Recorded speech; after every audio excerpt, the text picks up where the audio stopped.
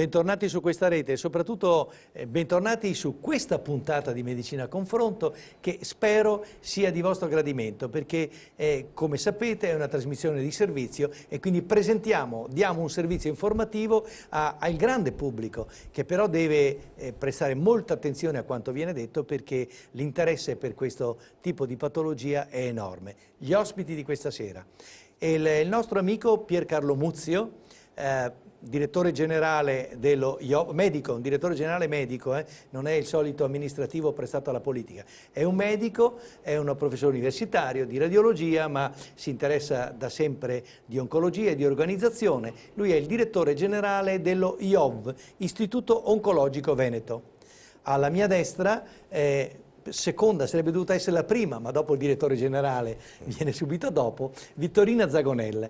La dottoressa Zagonel, ricercatrice e direttrice dell'oncologia medica 1 dell'Istituto Oncologico del Veneto. È un gradito ritorno, fa parte della scuola padovana come formazione e poi ovviamente ha avuto contatti e esperienze con altre scuole.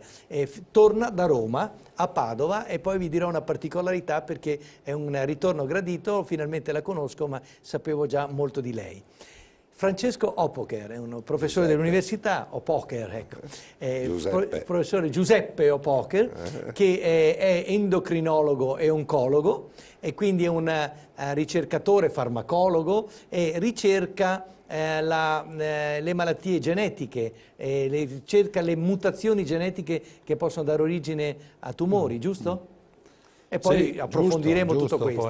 E poi è tutto un problema clinico, diagnostico, di selezione, di screening dei pazienti a rischio di neoplasia, oltre a curare i pazienti con neoplasie. Ecco, tutti questi tre fanno parte dell'Istituto Oncologico Veneto assieme a un grandissimo staff di medici ricercatori, di chirurghi, di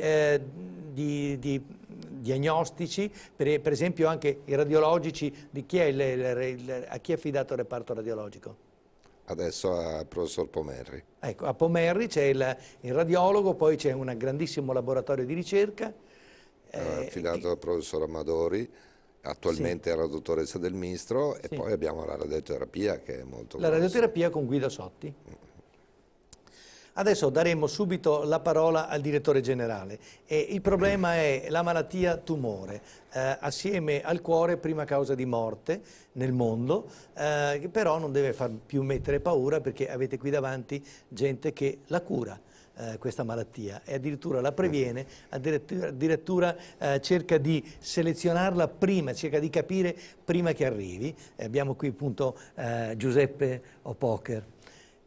Allora, non è che non deve far paura, dobbiamo temerlo sempre, c'è qualche speranza in più. I risultati che si hanno in questi ultimi anni sono sicuramente risultati lusinghieri, anche se per alcuni tipi di tumore sono meno soddisfacenti che per altri tipi di tumore. Domanda, tu fumi?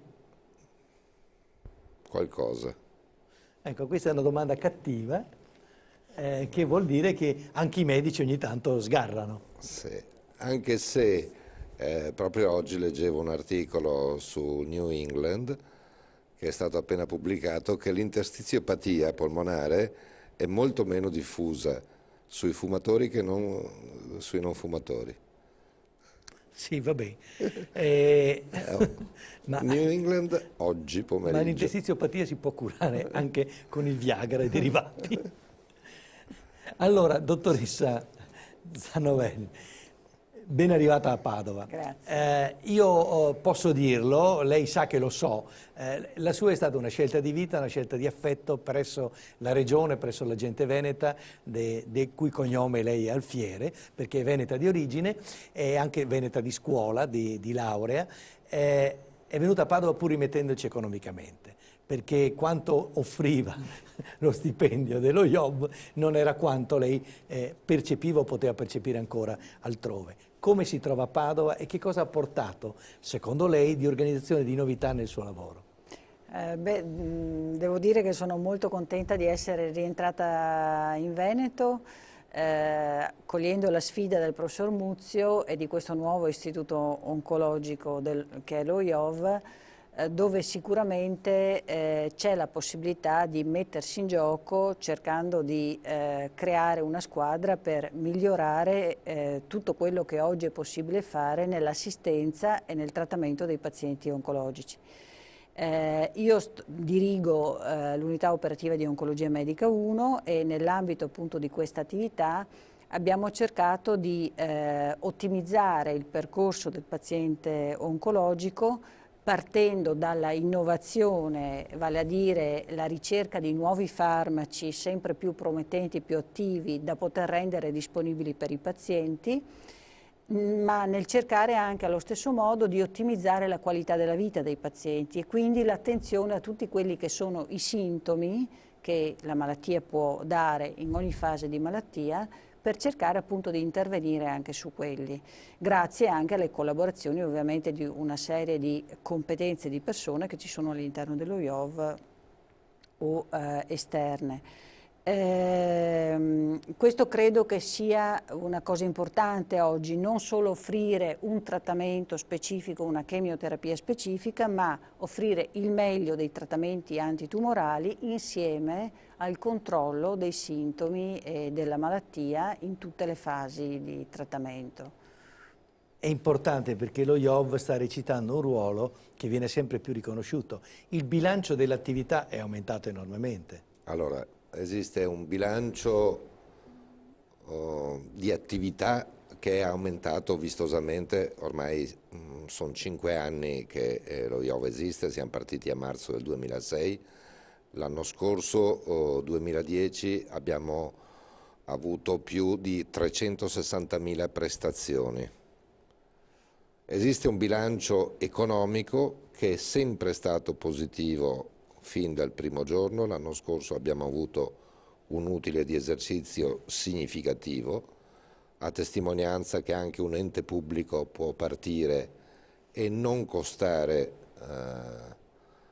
sul bilancio della regione e quindi dei cittadini. Esiste un bilancio scientifico che ci ha portato a essere in soli 5 anni il 5° istituto oncologico nazionale, istituto dei tumori, come risultati scientifici. Esiste anche un bilancio, chiamiamolo così, sociale, di generosità, di solidarietà nei confronti dell'istituto, che è quello che più, vorrei dire, quasi ci entusiasma e ci commuove, perché fin dal primo anno noi abbiamo avuto una serie di adesioni alla campagna del 5 per 1000 e quindi all'aiuto alla ricerca scientifica del nostro istituto, che ci ha collocato immediatamente al primo posto nel Veneto e ancora lo siamo, con il quale abbiamo fatto anche degli investimenti significativi. Esiste poi un bilancio da parte dei pazienti e questo è quello che ci sembra essere quello che ci dà più soddisfazione, perché certamente l'afflusso di pazienti anche da fuori regione aumenta progressivamente, a testimonianza non solo, diciamo così, dell'innovazione, della scientificità, ma anche dell'umanizzazione del nostro servizio. Poi esiste un'attività, e qui Opoker è molto impegnato anche in questa, di coordinamento delle varie realtà oncologiche regionali, perché la nostra funzione è che è una funzione non di primogenitura o di eccellenza, ma è una funzione di servizio nei confronti delle oncologie e delle aziende sanitarie locali di tutto il Veneto. Noi stiamo cercando di andare noi verso le realtà locali, perché se si esige che siano i pazienti a spostarsi sempre verso il centro, non è né giusto né utile né socialmente corretto. Allora a me piacerebbe che proprio il professor Opoker ci spiegasse che cosa ha fatto. E adesso eccolo, è pronto. Sì, siamo pronti. Grande Francesco Opoker. Allora, sono Beppo per gli amici, sì. E anche a livello scientifico internazionale, ma mi chiamano Beppo. E devo però ringraziare Lati perché ha fatto una presentazione che va molto al di là delle mie competenze, insomma io ho tanti amici in farmacologia, fai parte del gruppo scientifico. Però sono partito, vorrei ricordare le mie origini come vecchio sì. estoniano, insomma io sono partito nella medicina interna, Sì. però da lì ho avuto un dono dei grandi vecchi, molto importante, che è stato quello di farmi lavorare con i pazienti e anche con il laboratorio. Che purtroppo adesso la figura è sempre più divisa, c'è chi è di laboratorio e chi è di pazienti, invece chi è sul bordo ha un'attività diversa che però per quanto riguarda il campo che cura adesso, che è quello dei tumori ereditari, è molto importante perché devi stare da una parte e dall'altra, devi parlare col paziente ma anche andare in laboratorio a vedere i risultati, poterli commentare, eccetera. Scusa perché lo dico a voce alta perché il microfono... Tumori ereditari, sì. È la cosa che tu studi, i tumori ereditari. Quindi la gente non deve avere paura, si può vedere, si può capire, si può prevenire, si può screenare, cercare di certo, non deve far paura. Devo dirlo perché sennò dopo la modestia dell'uomo va bassa, che hai fatto delle ricerche internazionali sui geni per il tumore del surrene che sono state recenti, sì, 2 ben geni trovati. Sì, questa è stata una storia di una fortuna incredibile. Fortuna però l'hai trovati. Diciamo che alla fortuna mi sono presentato preparato. Ecco, ero pronto, avevo tutte le mie cose a posto. Non deve, tornando al discorso se deve far paura l'idea dei tumori ereditari, ovviamente il discorso affrontare il paziente che ha potenzialmente questo problema non è per niente facile. Ha bisogno di tempi lunghi, ha bisogno di un ambiente anche confortevole, infatti quando parliamo con i pazienti c'è lo specialista, il genetista, lo psicologo, un'equipe vasta e cerchiamo di mettere il paziente a maggior agio possibile, però chiaramente è un discorso molto importante da fare loro. Intanto va detto, per dare una dimensione, che i tumori ereditari sono dal 5 al 10% dei tumori, perché sono i tumori della mammella, i tumori del colon, il melanoma, in alcuni tumori endocrini già le idee sono molto chiare, anche nei tumori del rene, per altri c'è un'ipotesi per alcuni geni ma ancora manca qualcosa. Qual è il potenziale vantaggio? Perché lo facciamo questa cosa? Perché uno potrebbe dire guarda ti verrà un tumore, non so se è una bella notizia sempre o comunque una notizia che lo favorisce, qualche volta è una notizia terribile. Lo facciamo perché sapere che c'è un rischio ereditario ci consente in alcuni casi di evitare il rischio del tumore, in altri di fare una prevenzione delle complicanze, quindi in un modo o nell'altro modificare positivamente quello che sarà poi la vita del paziente. Quindi io credo che anche se in un primo momento forse non mi vedono tanto bene, forse potrebbero odiarmi, alla fine i pazienti sono contenti del fatto che sono seguiti molto da vicino, del fatto che vedono, per alcuni tumori tiroidei per esempio ereditari, una volta che tu riconosci che c'è una determinata mutazione, fai operare il figlio prima che gli venga il tumore, quindi modifichi radicalmente la sua vita. Lui non avrà mai quel tumore perché tu gli hai tolto la tiroide, cosa che sa bene è possibile fare. E quindi questo è il punto. Il professor Muzio si riferiva ad un progetto che è già ben avanti, che è quello di estendere a livello regionale e anche un po' oltre la regione questa attività sui tumori ereditari, facendo in modo che il paziente, qualsiasi sia la sua provenienza, e lasciandolo lì abbia diritto ad avere una diagnosi ed una sorveglianza come adesso fornire la tua al attività centro. si complica sempre più perché abbiamo una società multietnica, multirazziale. Sì, devo dire che per una malattia che seguo io direttamente, che è una malattia molto complessa, si chiama von Hippel-Lindau, ho tanti pazienti che vengono dalla Romania, sì, dall'Albania. E malattia del rene questa? Questa coinvolge anche il rene, esattamente, sì, da alcuni tumori del rene ereditari. Sì. Per cui sì, è vero che comincio a avere pazienti internazionali, multietnici, eccetera, eccetera. Il coordinamento delle realtà venete è stato difficoltoso in questi anni? Perché ognuno in casa sua cerca di essere un po'... Dunque, lì ci sono dei principi che non vanno rispettati assolutamente, ed è quando un paziente viene inviato da un determinato medico, deve tornare a quel medico. Cioè, questo tipo di lavoro che noi facciamo su patologie rare non può non prescindere dall'assoluto rispetto della provenienza e quindi il collega si deve fidare da questo punto di vista, il paziente gli ritorna. Questa è una cosa assolutamente importante che noi abbiamo sempre praticato e che aiuta. L'idea che noi abbiamo, intanto abbiamo creato un comitato diciamo, organizzativo di questo, ci abbiamo lavorato sopra, abbiamo creato uno statuto in modo che abbiamo dato le regole per questo. Adesso siamo in una fase nella quale stiamo chiedendo ai vari centri di aderire, di commentare le regole e aderire a questa cosa. Non è stato un lavoro facilissimo, però mi pare che adesso è avviato e quindi io credo che tra un po'... L'idea di base era quella che ogni centro potesse essere coinvolto, ma potesse fare quello che poteva fare. Noi lo aiutavamo in qualche modo. E uno può fare tutto, può fare solo una parte a seconda della persona e delle disponibilità, di come è organizzato. Vi siete resi conto che il fatto che esistete ha migliorato la qualità delle cure specifiche, specialistiche in tutto il Veneto? E vi siete resi conto che questa responsabilità vi porta a dover correre ancora di più per armonizzare un pochino tutto, perché ci sono delle... il famoso fenomeno cura di Bella, ecco, non ha ragione di esistere se c'è un IRCS che funziona, che coordina e che dà delle linee guida di tipo scientifico con dei risultati obiettivabili e certi. Sì, non solo dà delle linee guida, dei risultati obiettivabili, ma anche ha delle caratteristiche di umanizzazione nella cura. Esatto, La Vittorina sì, sa bene queste cose, loro sono molto attenti da questo punto Vedi, di vista. Insomma, il problema è che paziente noi è una persona, insomma, esatto. e va compreso. Insomma.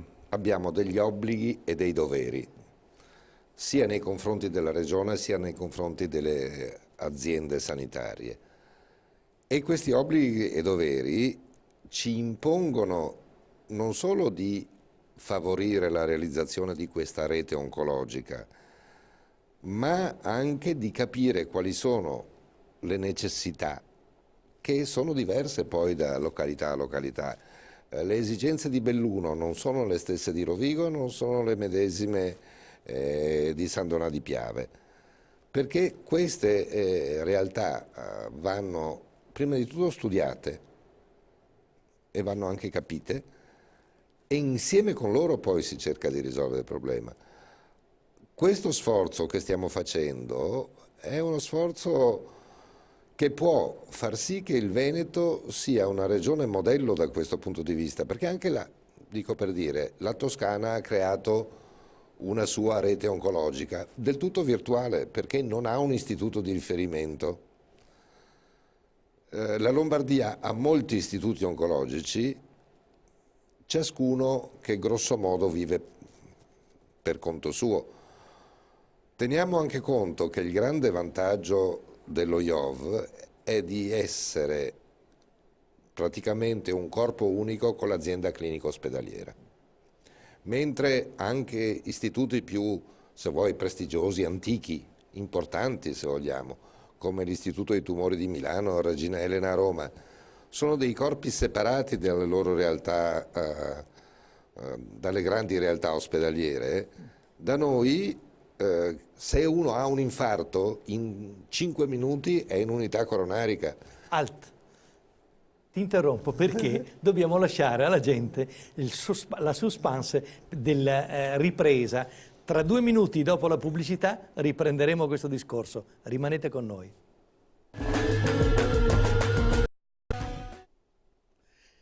Professor Piercarlo Muzio, stavi dicendo, se un malato ricoverato da noi ha una complicanza non oncologica, ma un infarto, dice la struttura organizzativa fa sì che vicino c'è l'ospedale civile, le cardiologie... Noi siamo un tutt'uno con l'azienda Esatto. ospedaliera e con l'Università di Padova, e questo è il nostro vero grande vantaggio rispetto agli altri istituti dei tumori. Non solo, ma questo ci consente anche di poter creare delle ricerche di tipo multidisciplinare a vantaggio dei nostri pazienti, che sono sicuramente avvantaggiate da questo tipo di collaborazione. Anche nella sperimentazione dei nuovi farmaci, che è un capitolo molto importante, e che riguarda tutti i pazienti. Noi abbiamo la collaborazione della farmacologia universitaria, sì. Abbiamo una serie di collaborazioni anche internazionali, ma soprattutto vorrei dire anche quelle locali, che ci consentono di avere una gamma di servizi assolutamente completa. Poi il confronto serve sempre per migliorare, no? Assolutamente sì.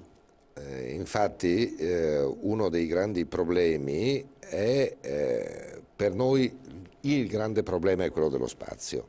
Noi siamo partiti che eravamo 89 dipendenti, aveva lo IOV nel 2006, oggi siamo 544.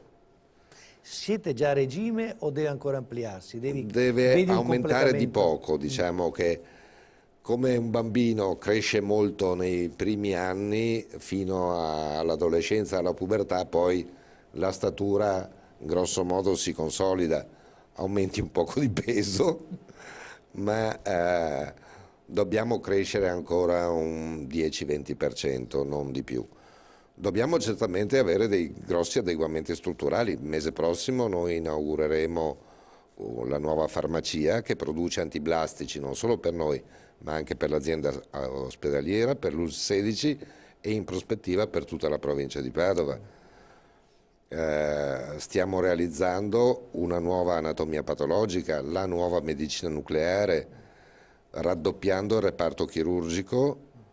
Quindi abbiamo una mole di lavori anche strutturali edilizi che non sono poi così facili in un edificio che è vincolato dalla Sovrintendenza delle Belle Arti, che ci appesantiscono un poco, perché poi dobbiamo continuare a fare tutti questi lavori, e loro lo sanno perché vivono il disagio quotidianamente, senza smettere di lavorare neanche un giorno. Quindi ci sono disagi per chi lavora, ma anche per i pazienti. Devo dire fino ad ora sempre sopportati con grande spirito di collaborazione da una e dall'altra parte. A regime sicuramente l'istituto avrà anche logisticamente un miglioramento molto importante e questo farà sì che, indipendentemente da quella che sarà anche la soluzione nuovo ospedale, spostamento dello IOV o no, credo che comunque ci sarà una sistemazione più che buona. Pensi che possa essere spostato lo IOV anche? Non Adesso, dipende da voi. Ecco, non è una scelta nostra. Certamente, proprio per l'integrazione di cui parlavo prima, se facciamo 100 la spesa del nuovo ospedale, spostare lo IOV vuol dire modificare la spesa a 110. Non è che non è enorme. Enorme. E i vantaggi della vicinanza sono certamente superiori agli svantaggi. Teniamo conto che per esempio la radioterapia è solamente dello IOV, oggi il paziente della clinica chirurgica attraversa la strada e fa la radioterapia, un domani dovrà attraversare la città, ma penso ai bambini della oncoematologia pediatrica. Cioè, certamente, secondo logica, dovrebbe essere un complesso, magari nel tempo, che tende a unificarsi, però sono scelte che non dipendono da noi e sulle quali non voglio assolutamente addentrarmi. Però grande interesse desta l'argomento, tant'è che le forze politiche sono quasi in questo momento paralizzate dalla paura di spendere, ma soprattutto dalla paura di fare male. Quindi bisogna che il confronto sia un po' più serrato, non solo di vertice. Sì, certamente. Io ho una teoria, che quando sono in un posto lavoro e tutti noi lavoriamo come se dovessimo rimanere là per tutta la vita. E così bisogna. Perché altrimenti smetti di lavorare in attesa di vedere che cosa succederà. Anche perché bisogna vedere domani mattina ci dicono spostatevi, prepariamo tutto, armi e bagagli e ci si sposta. La dottoressa, professoressa Vittorina Zagonel è stato un grande acquisto, preannunciato dal direttore generale Piercarlo Muzio qui in vaghe linee, però poi mi ha fatto anche nome e cognome quando andava a cercare di acquisirla. È stata desiderata, dottoressa, bene arrivata qui. Qual è il bilancio dell'arrivo e soprattutto quali sono le differenze che trova nello stare qui a Padova con noi? Ma per me è stato un po' un rientrare in un istituto scientifico, sì, con tutte le prospettive e i vantaggi anche da un punto di vista professionale, oltre che per i pazienti, che ci può essere lavorare in un istituto scientifico. Io per 16 anni avevo lavorato al centro oncologico di Aviano e da lì mi ero trasferita a Roma, dove ho lavorato per 10 anni in un ospedale generale, diciamo, come direttore del Dipartimento di Oncologia. Sicuramente rientrare in un istituto scientifico vuol dire avere la possibilità di avere sia il versante più di ricerca speculativo per quello che riguarda l'attività di oncologia medica, ma allo stesso tempo anche i pazienti e la possibilità di applicare nei pazienti una serie di ipotesi anche di ricerca e di valutazione che puoi studiare e puoi in qualche modo ampliare anche nella pratica clinica. Sicuramente uno dei filoni di ricerca che abbiamo sviluppato e che stiamo implementando qui allo IOV è l'attenzione ai tumori in età avanzata.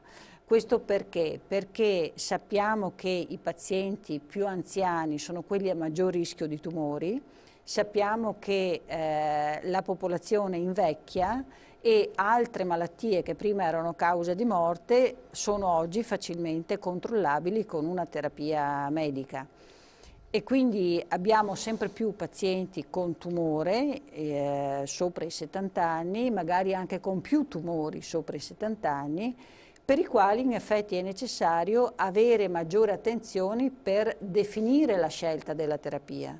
Spesso i farmaci oncologici che vengono messi in uso nella pratica clinica non sono stati saggiati negli anziani e quindi c'è il rischio, per esempio, che alcuni di questi farmaci nuovi possano avere degli effetti anche diversi nei pazienti anziani rispetto ai giovani. La nostra attenzione è quella di cercare di fare una figura il più possibile adeguata della situazione clinica del paziente anziano in generale, quindi tenendo conto anche di altre malattie presenti, tenendo conto dello stato cognitivo, dello stato di depressione, della disabilità funzionale, di una serie di altri parametri attraverso i quali è possibile fotografare lo stato di salute dell'anziano e scegliere una terapia piuttosto che un'altra, sperando così di riuscire a prevenire eventuali tossicità eccessive che potrebbero avvenire. Nel contempo però offrendo al paziente le opportunità di terapia che altrimenti sopra i 70 anni potrebbero non esserci, perché non è così scontato che un paziente sopra i 70 anni venga trattato, proprio perché spesso i programmi di terapia standard prevedono l'inserimento dei pazienti solo fino a 70 anni. Oggi noi curiamo pazienti di 80, di 85, di 89 anni con trattamenti orientati sulla base di questi test che noi andiamo a fare prima di scegliere il trattamento. Tutto questo lo facciamo proprio nella mia unità operativa con delle collaborazioni con altri centri italiani e anche esteri. Siamo in contatto con un centro americano del professor Balducci di Tampa, che è stato uno dei primi gruppi che si è occupato anche lui di tumore dell'anziano, e anche con altri centri europei. Ecco, questo è uno dei filoni di ricerca che ritengo importanti anche per la numerosità dei pazienti e poi anche perché in età avanzata i tipi di tumori che noi andiamo a vedere sono quelli più frequenti in generale, quindi tumori della mammella, tumori del colon retto, tumori del polmone, quelli che più frequentemente, diciamo, si vedono nella pratica clinica di tutti i giorni. Qui dobbiamo stare attenti perché tu ed io siamo i più vecchi qui dentro e invecchieremo serenamente con queste certezze di buone cure eventuali. Allora, qui abbiamo tutto indirizzato all'età. Francesco Opoker è Giuseppe. Perché Francesco Giuseppe faccio questa? Ho un'origine austro-ungarica austriaca, sì. Sì, allora, quello. Giuseppe Opoker è orientato invece sui geni, Sì. sull'ereditarietà. E adesso che la medicina, poi la farmacologia fa la farmacogenomica, no? Dicono, oddio, questo può essere metabolizzato bene da questo tipo di paziente, questo da un altro, c'è la familiarità. A me è successo proprio con la banale codeina trovare dei metabolismi di oltre 30 ore e segnalarlo, ovviamente. E il paziente diceva, i pazienti credono che siano effetti avversi, non sono effetti avversi, sono effetti personalizzati legati, del farmaco. esatto. Allora, adesso le avrete anche voi in oncologia, certamente anzi in oncologia, adesso invece nella genomica dell'oncologica. Allora, tu hai trovato geni che in alcuni tumori, geni alterati, dove poi possono arrivare dei tumori. Stai studiando l'ereditarietà. E hai fatto una scala, hai un ventaglio di malattie che possono essere. Questo al di là delle paure che può prendere la gente deve essere tranquilla perché voi li studiate, li vedete, li prevenite. Hai parlato per esempio della tiroide. Ecco, allora illustraci la tua attività e i risultati di questa attività in questo momento, perché è una cosa che poi sono le migliaia di pazienti che vedete in ambulatorio, che seguite, poi le consulenze telefoniche, le schede, i controlli a distanza, ecco, questa è la cosa importante. Allora, domani mattina io ho la mattinata occupata per vedere pazienti che hanno tumori ereditari endocrini o sospetti tali. Molti di loro vengono, devo dire, da fuori regione. Domani verrà un ragazzino dalla Sicilia che ha un'ipertensione strana, insomma. Devi studiare le surrene lì, ecco. Sì, esattamente. Ecco. E quindi io vedo questi pazienti, discuto con loro, li vedo insieme con la genetista se c'è una prospettiva di analisi genetica da fare, magari la psicologa che è lì seduta e assiste e ci aiuta se vediamo che il paziente ha qualche momento di difficoltà. E affrontiamo il problema, ne parliamo apertamente ricostruiamo l'albero genealogico e gli spiego quali sono i possibili vantaggi dal conoscere una causa genetica e quali sono gli svantaggi, perché ci sono vantaggi ma ci sono anche svantaggi ovvi. Sapere di essere portatore di una mutazione genetica è un peso, insomma saperlo di poterla averla trasmessa ai figli è un peso ancora più difficile da gestire. Per cui ma non è una colpa però. No, certo che non è una colpa, io ripeto sempre che loro gli hanno dato la vita, insomma, per cui devono essere sempre riconoscenti ai genitori di tutto quello che hanno avuto da loro, né bene né male. Questa è un po' l'attività, quindi è una serie di colloqui che noi facciamo, decisioni che vengono prese insieme. Alcuni di questi pazienti invece sono già stati visti da noi e vengono perché sono in sorveglianza magari annuale, quindi discutiamo con loro come comportarci di fronte alle modifiche che compaiono anno per anno. Insomma, questa è l'attività che farò domani mattina. Ovviamente per fare questa attività ci vuole molto tempo, per cui vedremo pochi pazienti e per ognuno di essi dedicheremo 40 minuti, un'ora circa. Insomma, questo è lo standard di quello e poi che questi avviene. non verranno abbandonati perché li devi seguire nel tempo, sì, quindi è un accumulo di attività continua. Questo dipende un po', i pazienti che vengono inviati da altri colleghi ritornano al collega con tutta una serie di consigli che io do su come seguirli, ma potranno essere seguiti anche a distanza, perché essendo patologia rara, insomma, alla fine non viene più nessuno. Che cosa di particolare avete scoperto in quest'ultimo tempo? Allora, il mio orticello specifico, perché ognuno ha il suo super specialistico, è relativo a alcuni tumori del surrene e alcuni tumori che sono parenti di tumori del surrene, che sono i paragangliomi, che possono essere localizzati in tutto l'organismo, al collo, alla testa, l'intestino, insomma, dappertutto. E io sapevo che erano rari, invece evidentemente sì, che era un tumore raro e oramai io ne vedo tutte le settimane di nuovi casi. Insomma. Per cui è raro, ma non da noi. Non così tanto. E questo tumore è interessantissimo. Spesse volte è raro quello che non si conosce. Sì, esatto, è così.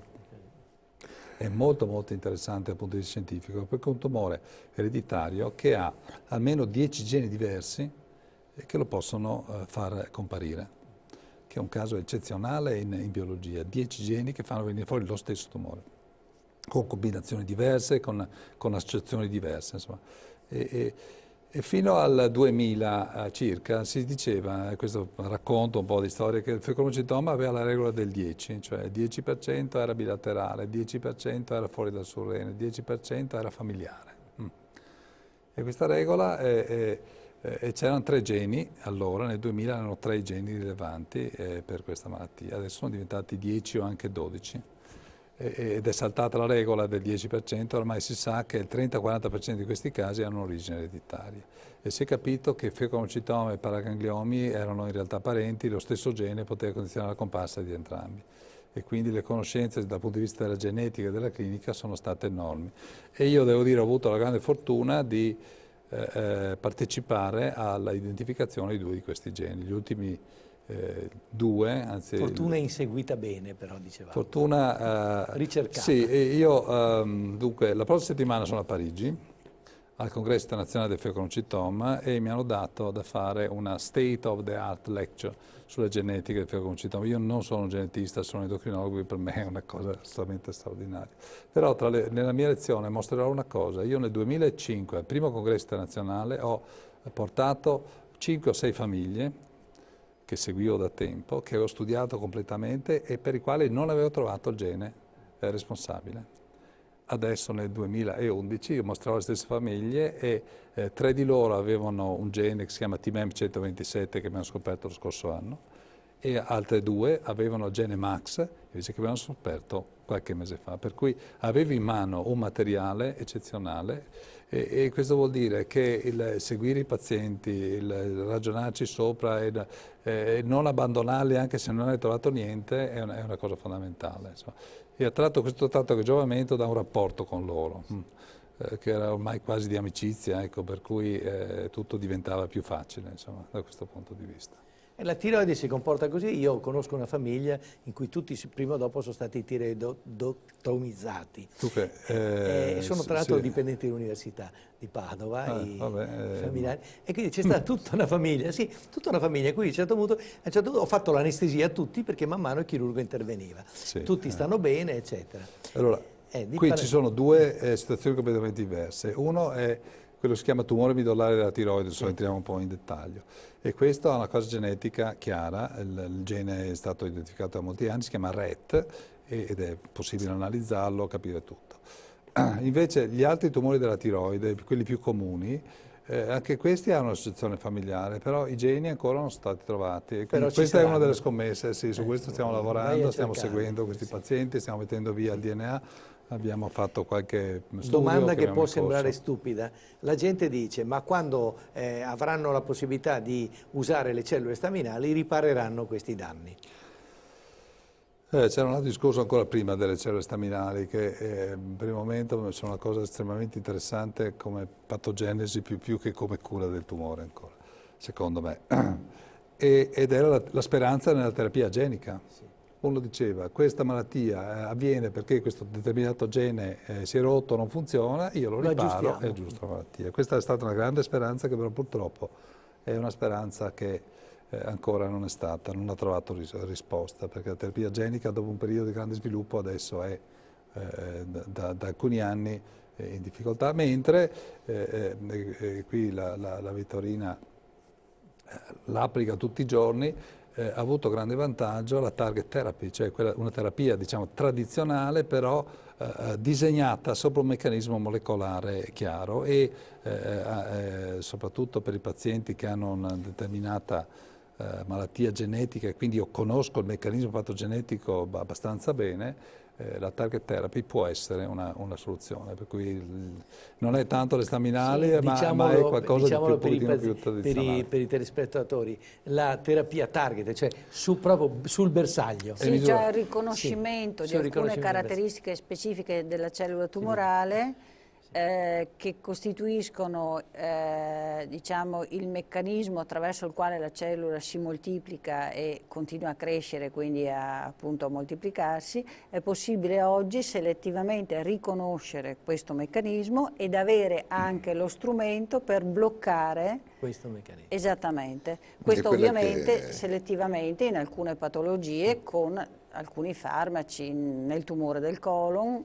È quella che gli americani hanno chiamato medicina sartoriale, no? Perché ogni tumore per ogni Esattamente. paziente è diverso. Sì. Esattamente. Perfetto, Quindi fermi devi qua. farlo Seconda come un pausa. vestito su misura. Grazie.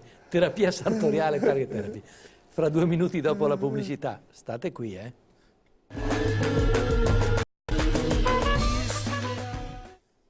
Allora, caro direttore generale, questa terapia sartoriale americana, No, la chiamano terapia sartoriale proprio perché, ripeto, ogni tumore è diverso in ogni paziente, cioè non possiamo fare una cura standard per tutti i pazienti che hanno quel tipo di tumore.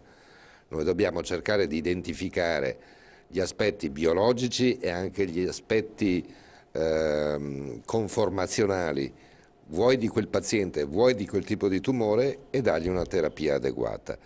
In questo la farmacologia più recente ci è venuta molto in soccorso. Noi abbiamo un grande uso di anticorpi monoclonali, un grande uso di farmaci innovativi che ci consentono spesso, devo dire ancora non sempre, ma spesso di avere dei grandi risultati su questi pazienti. Certamente il comportamento del tumore è un comportamento capriccioso, non è sempre Posso aggiungere standardizzato. una cosa a Prego. questo, cioè sicuramente quello che diceva il professore è molto importante, perché appunto è possibile oggi su tipi di tumore istologicamente uguali identificare poi dei sottogruppi diversi proprio per l'espressione di determinate caratteristiche biologiche sulle quali è possibile intervenire con farmaci specifici. Questa è la terapia personalizzata. Quello che però, diciamo, l'obiettivo finale che si vorrebbe fare è non solo identificare le caratteristiche specifiche del tumore per fare una terapia mirata al tumore, ma tener conto anche di una serie di parametri del paziente che non sono solo legati alla malattia tumorale, attraverso i quali poi identificare veramente una terapia fatta su misura per quel paziente, anche a parità di caratteristiche biologiche del tumore. bene. Sì, questa è l'opinione di poi chi usa il farmaco. Il Ovviamente Giuseppe Francesco. trova il Giuseppe Francesco, però voleva Detto dire che la Beppo, strada è Beppo. ancora lunga. La strada però è ancora lunga e si sa molto. Però è affascinante. È assolutamente affascinante, perché noi sappiamo abbastanza bene anche i motivi per i quali è comparso un tumore. Abbiamo capito perché c'è questa cosa, perché la cellula è impazzita ed è alterata. Però cosa succede dopo? Noi intercettiamo, il paziente viene operato, il tumore viene tolto, magari c'è ovviamente qualche possibile residuo del tumore e inizia la cura. Però noi lo curiamo con quello che sappiamo all'inizio del tumore. Dovremmo poter aggiornare le nostre informazioni via via, insomma, diciamo man mano che le cose Perché ci sono si le evolvono. mutazioni, gli Perché il adattamenti. tumore, ovviamente il tessuto tumorale, un tumore è un tessuto che cresce di più, e un tessuto che cresce di più ha maggior rischio di mutazione spontanea e quindi tante cose possono cambiare e ovviamente noi abbiamo una mira, un bersaglio, spariamo questa pallottola magica giusta, però siamo anche coscienti che ci troviamo di fronte ad un evento biologico che può anche modificare, quindi è una corsa. In corso d'opera. Ecco, sì, allora l'idea forse è quella di avere dei farmaci mirati, ma che hanno anche, insomma, anche con una rosa. Per Sì, cui, sì. Vediamo Vittorina insomma, Zagonella. Tu preferisci il pallettone. è un bel palettone invece che una pallottola Quello che singola, dice Giuseppe è veramente importante, proprio il senso della ricerca che si sta sviluppando oggi, perché a fronte di farmaci che bloccano, per esempio, come dicevamo prima, le vie principali di crescita del tumore, si creano poi delle vie alternative, cioè il tumore è in grado di creare delle vie alternative che sono i meccanismi di resistenza a questi farmaci, cioè io blocco la via principale di crescita, ma se ne attiva un'altra per cui il tumore continua a crescere. E bisogna quindi è cercare una di continua prevenirlo. crescita anche alla ricerca di utilizzare più farmaci biologici che possano intervenire sui diversi punti, diciamo, Metabolici o... esattamente, in modo tale da poter bloccare la crescita su più punti, oppure l'altro grosso filone di ricerca sono i farmaci anti-angiogenetici, Sì. cioè bloccare l'arrivo del sangue esattamente al tumore, in modo tale da distruggere il network, il substrato su cui il tumore cresce. La realtà vera però, scusami, è ancora che è il mix di chirurgia, di farmaci e di radioterapia che ci consente di risolvere, quando lo risolviamo, il problema. Assolutamente. Nessuno di questi tre da solo riesce a vincere. Sicuramente. L'alleanza tra il chirurgo, il radioterapista e l'oncologo medico fa sì che i risultati ci siano, e quanto più sono alleati e collaborano, tanto più i risultati sono migliori. Sì, questa è una cifra del nostro istituto, dove ci sono una cosa tanti che gruppi volevi dire, multidisciplinari, sì. però volevo dire un'altra cosa. Tanti gruppi multidisciplinari che proprio affrontano in modo globale, e io sono coinvolto, e la Vittorina sa bene. Però aveva un'idea. Però io volevo dire un'altra cosa, che c'è un'altra frontiera molto interessante, che è quella che si chiama della letalità sintetica. Il principio è questo: la conoscenza dell'alterazione molecolare che avviene in determinato contesto ci potrebbe consentire di assegnare, di dare un composto farmaceutico che è letale solo per le cellule alterate e non per le altre cellule. Questo sarebbe un vantaggio, no? Perché anche che so, gli anticorpi monoclonali o gli inibitori delle chinasi vanno dappertutto e quindi danno effetti, sono mirati bene, però qualche effetto c'hanno. Qui invece vai solo con tutte le premesse che ho fatto prima. Per il momento è ancora impossibile. No, per il momento c'è qualcosa, qualcosa che uscirà, che anzi è già uscito sul tumore della mammella, in caso di mutazione del gene BRAF, un farmaco che è letale solo per le cellule che hanno la mutazione e non per quelle che non ce l'hanno. E c'è un lavoro molto recente di un gruppo del scozzese con cui abbiamo delle collaborazioni su un modello legato ad un determinato tumore legato ad un deficit di fumarato idratasi, nel quale, dando un farmaco che viene usato per l'iperbilirubinemia, vai a distruggere una tappa alternativa che il tumore mette in atto per superare il difetto, e quindi diventa letale per il tumore. È un gioco di intelligenza. Io credo che i passi avanti sono stati enormi in questo periodo, però insomma, abbiamo ancora frontiere che si vedono. Noi purtroppo siamo in chiusura. Vogliamo qui ricordare alcuni degli importanti protagonisti dello IOV, che questa sera non possono essere tutti presenti. Intanto ricordiamo l'assente per motivi familiari, cui abbiamo un debito di riconoscenza per la parte organizzativa della direzione sanitaria, igienico-sanitaria, eccetera, che è la dottoressa Giacobbo. Certo. Ricordiamo la Giacobbo. Professor Amadori, che poi è il direttore scientifico. Che con te è il direttore scientifico e che con te fa da spina irritativa per la ricerca anche di queste cose. Un gruppo molto grosso. Un bel gruppo di ricerca, poi il radioterapista Guido Sotti, e poi Beppo Merri, il nuovo, poi chirurgo. Abbiamo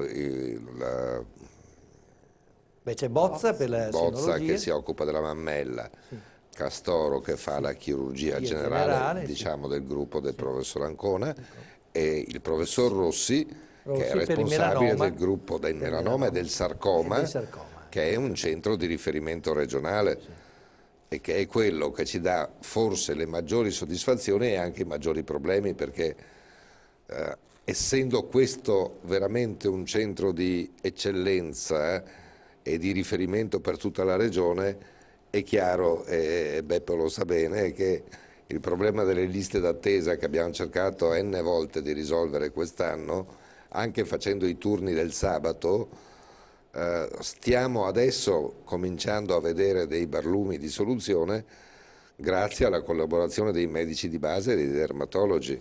Cioè, abbiamo là creato una vera rete preventiva per il melanoma, in maniera da essere noi un secondo livello anziché un primo livello di screening. Sì, perché è assurdo che l'istituto oncologico sia il primo livello, è giusto che sia il secondo in effetti. È assurdo, però qualche volta si paga questi scotti della notorietà, del nome, della funzione. Sì, insomma. ma forse anche di una Dobbiamo ricordare qualche insomma. altro? Dobbiamo ricordare ancora qualche altro? Ce ne sono nei laboratori, dei nostri laboratoristi, i ricercatori, gli psicologi anche, perché lavorano c'è un lavoro molto prezioso. Il nostro servizio di endoscopia è uno dei più belli. Io vorrei invitarti a fare un servizio dal servizio di endoscopia. Va bene. perché è dotato di tutte le migliori tecnologie mediatiche possibili. Poi adesso dobbiamo dare atto al direttore generale che ha saputo trovare i fondi per tutta la diagnostica, l'alta diagnostica ad alto prezzo, quella sì, molto costosa, la super diagnostica, che va dalle risonanze alla PET e tutto il resto. sì, devo dire che siamo riusciti, grazie alla generosità anche delle istituzioni, delle fondazioni bancarie, in particolare della Fondazione della Cassa di Risparmio, che ci hanno aiutato ragioniere molto. Finotti è sempre presente nell'aiuto a chi sta male. E quindi questo ci consente non solo di dotarci delle attrezzature, ma anche di poter investire in innovazione continuamente, insomma. Bene, allora abbiamo ricordato all'inizio la campagna del 5 per 1000, ricordate, è vero che gli italiani ricordano la malattia tumorale solamente quando ci sono degli eventi in famiglia, ricordano molto facilmente l'AIRC, adesso ricordano la Fondazione Veronesi. Ricordatevi, cari cittadini, che il Veneto, nel vostro Veneto, l'IRCS, cioè l'Istituto Oncologico Veneto, lo IOV, va sostenuto, e ringraziamo chi l'ha sostenuto sinora, perché ha mantenuto un ottimo livello di sostegno economico. Senza soldi l'orbo non canta, lo dicono nel Veneto, e quindi bisogna sapere che purtroppo devono andare avanti le cose. Io vorrei lanciare a quel simpatico sguardo di Beppo Opoker, lanciare a lui l'ultimo lancio per la chiusura sulle speranze della ricerca e della prevenzione del tumore, specialmente quello di carattere ereditario. Beh, le speranze sono quelle di essere sempre più dettagliati nel poter identificare queste alterazioni genetiche. È una bella battaglia, però una buona parte è stata condotta. E la speranza è quella di poter trovare dei farmaci in futuro in grado di prevenire la comparsa di queste manifestazioni. Una volta che io so che c'è questo rischio, però in molti casi devo stare a vedere. Aspetto, stiamo attenti ovviamente, ma stiamo aspettando. Certo. Invece poter avere un farmaco che interagendo con meccanismi di predisposizione eviti la cosa sarebbe assolutamente... Ma la grande prospettiva è quella di lavorare sempre di più insieme con gli altri.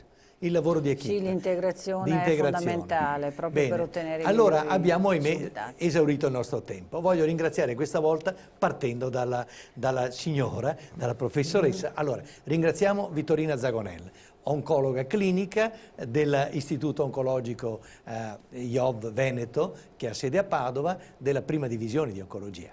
Ringraziamo Beppo Opoker, allora, che dirige la sezione per la ricerca e la cura e la prevenzione di tumori ereditari ed endocrinologici. E ovviamente ringraziamo Piercarlo Muzio per essere stato qui e per aver messo a disposizione tutta la sua staff e la sua pazienza per rendere alla gente questo servizio. Grazie, e siamo sempre a disposizione delle persone. Allora, rimanete ancora con noi ogni settimana a seguire le nostre puntate. Vi ringrazio, vi aspetto alla prossima volta e soprattutto tanta salute a tutti.